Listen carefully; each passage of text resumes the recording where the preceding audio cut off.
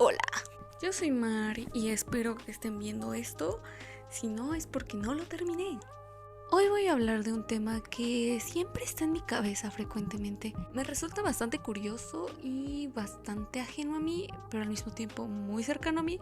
Así que hoy hablaremos de el fotoconceptualismo. Y sí, lo diré así durante todo el video para que se tome como algo serio, porque este es un tema serio. Pero bueno, para entender un poco qué es el fotoconceptualismo, debemos plantear las bases, ¿no? Debemos saber qué es. Y se preguntarán, ¿qué es? Mar, explícanos, por favor, dinos, deseamos saber. Pues verán, este término es utilizado generalmente en la fotografía para describir una generación de artistas entre los años 70 de Vancouver, Canadá. O Canadá, ya sea Jeff Wall, Rodney Graham, que Dios me lo tenga en su gloria, pobrecito, se nos murió el año pasado, Ian Wallace, Stan Douglas, Roy Arden y Scott McFarland, entre otros.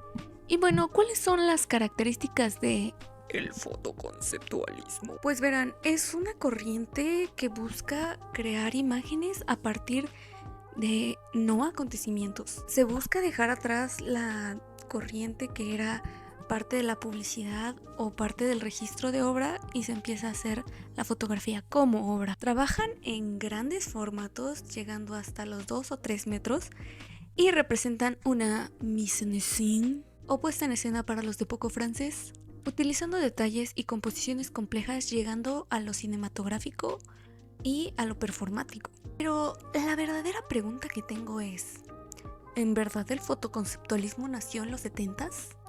Para esto he realizado una ardua investigación en donde les presentaré una breve historia de la fotografía. El proceso inventado por estos dos personajes, que no pienso pronunciar sus nombres porque no sé cómo pronunciarlos, había sido dado a conocer por la nación francesa, quien cual le donó una bastante suma de dinero a Daguerre. Y aunque varios inventores estaban alrededor del mundo buscando esta fórmula, este elixir, esta alquimia para poder capturar imágenes, Daguerre pasaría a la historia como ser el padre de la fotografía. Él lo adoptó, lo dijo, hijo mío, te bendigo. Y así nació la fotografía. Pero ¿qué pasa? En octubre de 1830 nace este personaje. Bueno, no nace, se incorpora a la historia. Y se retrata fingiendo estar ahogado en esta fotografía. ¿Por qué? Porque literalmente le robaron el invento. Nuestro personaje se sentía agraviado, insultado, agredido, mayugado, ahogado literalmente en la fotografía, ya que él era uno de los inventores que estaba junto a Degas al momento de crear la fotografía y no le dieron su crédito, obviamente, como todo en esta historia. Y este hombre crea lo que primordialmente sería la primera foto conceptual de la historia. Literalmente, con el nacimiento de la fotografía nace la fotoconceptualidad. Esta escena estaba acompañada de un texto en donde se quejaba con el gobierno francés de no darle el mismo crédito que le dieron a Daguerre. Esa fotografía pasó a la historia por ser prima lejana de la contemporaneidad de las obras de Jeff Wall. Bayard es uno de los primeros fotógrafos que va a defender la fotografía por lo que es, por los valores plásticos y estéticos de la fotografía, tratando de mantener una independencia de los usos comerciales y vulgarizados de este medio que sería la fotografía. En este sentido es muy interesante ver cómo la escenificación en el siglo XIX era una diversión para las clases sociales en Francia e Inglaterra. Y en este sentido es donde nacen los tableaux vivants. Oh, perro, yo no hice francés. Según mi Encyclopedia of 19th Century Photography, tenemos la siguiente definición. El tableau vivant es una combinación de artes visuales y teatrales consistente en personajes que adoptan posturas estáticas para recrear un cuadro. En el siglo XIX, el tableau vivant, o cuadro viviente, imitación de una conocida obra de arte o pasaje literario, era tremendamente popular, ya fuese como entretenimiento privado o divertimiento público. En su forma más compleja, los cuadros eran cuidadosamente planteados e iluminados, escenificados detrás de grandes marcos dorados.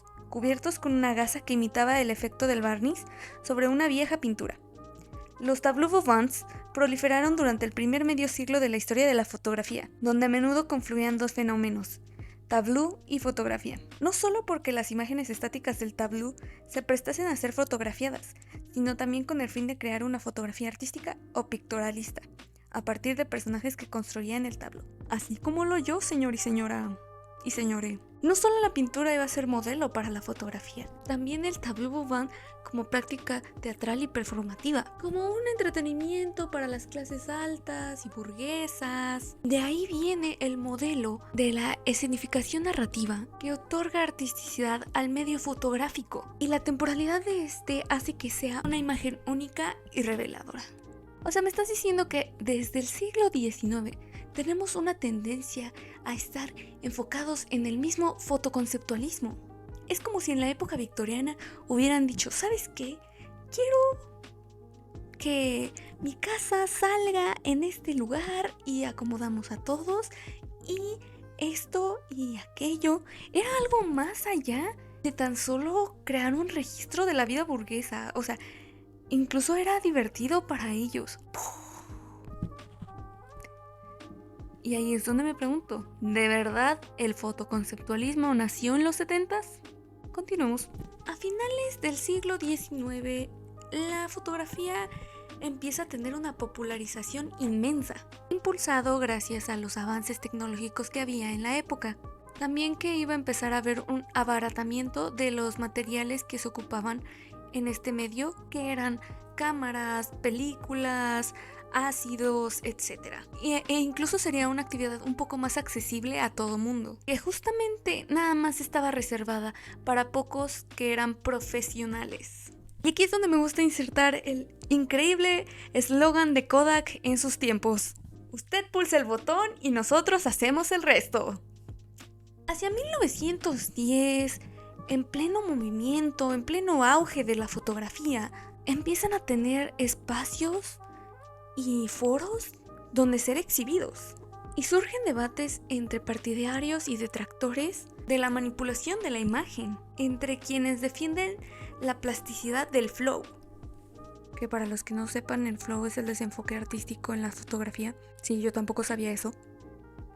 Qué increíble. Y aquellos que empiezan a defender la nitidez de la imagen y la toma directa de fundamentos plenamente fotográficos. Ann Thomas ha señalado 3 modelos generales de escenificación o puesta en escena fotográfica, en donde, número 1, dice que la escenificación, tan utilizada como por artistas y como pictoristas, es un método utilizado en la composición de sus cuadros. Será en adelante rechazada como elemento de otras obras de arte, ejemplo pintura, teatro, fotografía, cine, y cito, un lastre del cual la fotografía debe deshacerse. Número 2. La segunda forma de la fotografía, la puesta en escena, inspirada un poco en la primera, pero un poco menos elaborada, presenta al artista como actor principal, como personaje principal de esta puesta en escena, haciendo hincapié en la interpretación de papeles habitualmente relacionados con cuestiones identitarias. Número 3. La performance. Los fotógrafos mismos interpretan secuencias coreografiadas delante del objetivo, en ocasiones con accesorios o concentrándose en la expresión de gestos y emociones. Un buen ejemplo de esta escenificación fotográfica, que entabla un diálogo con el teatro de vanguardia y la fotografía del siglo XIX, son los montajes de Elie Lothar para el panfleto de El teatro Alfred Jarry y la hostilidad pública, en 1930. Estamos hablando que a principios del siglo XX ya estábamos en un concepto en donde ya se englobaba la fotoconceptualidad y no nos habíamos dado cuenta, o al menos no tenía un nombre conciso, porque se sabía lo que estaba haciendo. Sabía que esto que están viendo ustedes no era algo que tú verías en un teatro, era algo que estaba montado, que estaba planificado y que era la intención de transmitir algo que no fuera real. En verdad, sigo pensando y seguiré diciendo, ¿el fotoconceptualismo nació en 1970? No creo. Pero bueno, continuamos. Este movimiento nos permite relacionar la escenificación fotográfica de las vanguardias y de las primeras propuestas de puesta en escena que resurgen con el contexto estadounidense de los años 60 y 70. En estudios recientes han puesto de manifiesto la permanencia del movimiento surrealista más allá de la Segunda Guerra Mundial, y bien más centrados en los años 60. Para Alice Mahon, por ejemplo, el surrealismo se ha quedado vivo durante la posguerra, proyectando su utopismo gestionados a partir de los 50 hasta los 70.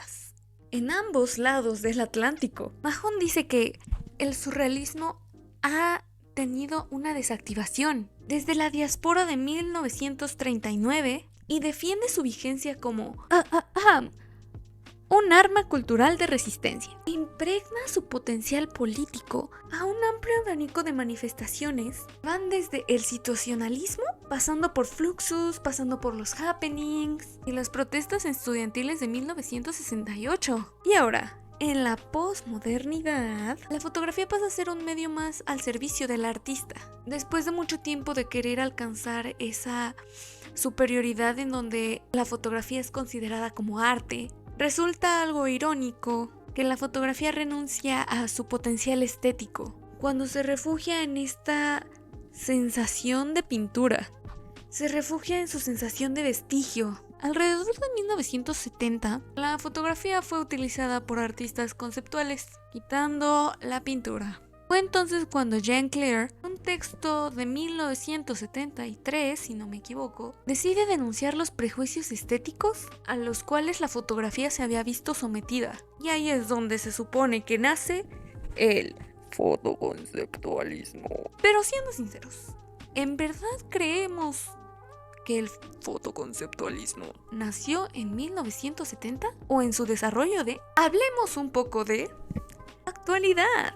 Creo que una de las tendencias más actuales y más fervientes de todos los tiempos es tener un concepto. Partiendo desde los discos conceptuales, por ejemplo, donde una banda y un artista crean personajes, ficciones, todo un escenario, llevándolo a un carácter más bien performático. Y tengo una lista de varios discos conceptuales que son buenísimos. Ejemplos: Electra Heart de Marina, discazo buenísimo, adopta un personaje que al final muere. Captain Fantastic and the Brown Dirty Cowboy de mi queridísimo y mi papá Elton John. Map of the Souls 7 de BTS. Kid A de Radiohead. The Rise and the Fall of Ziggy Stardust and the Spiders from Mars de David Bowie. The Black Parade de My Chemical Romance. Tommy de The Who. Y uno de los primeros discos conceptuales de todos los tiempos, Sgt. Pepper Lonely Hearts Club Band de The Beatles, en donde literalmente se desprendieron de lo que eran para cambiar por completo y hacer otra banda dentro de su banda. Y díganme, ¿qué tienen en común todos estos álbumes? Todos tienen fotos conceptuales. Vean esto, por Dios, esto es increíble. Desde los aesthetics y los cores, todos llevamos un poco de fotoconceptualidad en el presente. Un ejemplo tan sencillo. Yo en esta serie de fotografías, literalmente hice fotoconceptualismo sin saber. Todo esto es un concepto que yo planteé. Todo este concepto yo lo planteé desde una perspectiva en donde yo ya no quería ser la persona que era en ese pasado. Y entonces me di cuenta de que yo les juro... Estoy bien, creo. Incluso este video está siendo autoconceptualizado porque en realidad yo no me veo como ustedes me vieron todo el video. Yo me veo así. Y pues bueno, esas creo que serían mis conclusiones. Espero que este video haya sido entretenido y un poco gracioso para estos momentos de tensión. Gracias.